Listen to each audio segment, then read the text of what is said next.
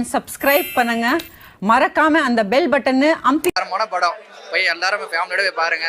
ரொம்ப இதுவாக இருக்குது. 12 வருஷம் முன்னாடி எடுத்த படமான்னு தெரியல. சுந்தர் சி டைரக்ஷன் எல்லாமே எக்ஸலண்ட்டாக இருக்கு. நான் எதை நினச்சி வந்தேன் சுந்தர் சி படத்துக்கு, சரி ஒரு காமெடி எங்கேயாவது நிறைய இடத்துல இருக்கும் அப்படின்னு நினச்சி வந்தேன். அது எனக்கு சாட்டிஸ்ஃபை ஆச்சு. செகண்ட் ஹாஃபில் கொஞ்சம் இடங்கள் அதுதான் சொல்கிறேன். விஷால்னு வந்து நாங்கள் ஆக்ஷன் பார்த்து பழக்க மாட்டேன். இப்போ காமெடி பார்க்கும்போது இன்னும் நல்லா வந்திருக்கு. நல்லா வந்து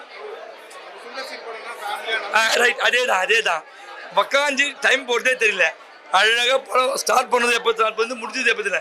நாலாம் முடிஞ்சிருச்சு. சூப்பராக வந்திருக்கு படம். சந்தான காமெடியோ விஷயம் பண்ணி ரெண்டுமே எப்பவுமே ஆம்பளை எப்படி இருந்தாங்களோ அதே மாதிரி படத்தை நல்ல ஒர்க் அவுட் ஆகிருக்கு. நாங்கள் கொஞ்சம் எதிர்பார்த்தோம், அதோட பெட்டராகவே இருக்குது படம். சூப்பராக வந்திருக்கு.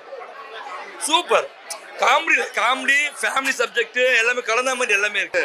பெருசா கருத்துலாம் எதிர்பார்த்து வரப்போற உள்ள உட்காந்துமா பாருங்க. வெளியில பாக்குற யாராவது இல்ல அது இது வந்து ஒரு விண்டேஜ் சந்தானம் வந்து கம்பேக் கொடுக்க மாட்டாரு இப்போ. ஆனா வந்து நம்மளால பார்க்க முடியுது. சந்தானம் வந்து வேற லெவல்ல இல்ல. இவ்வளவு வருஷம் வெயிட் பண்ணதுக்கு தரமான சம்பவம் செஞ்சிருக்காங்க.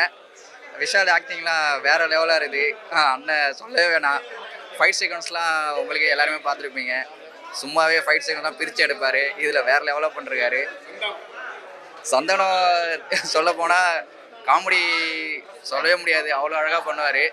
பட்டு திருப்பி கம்பேக் கொடுத்த மாதிரி இருக்குது. நல்ல ஒரு ஃபேன்ஸு நல்லா சூப்பராக இது படம் பார்க்கலாம்.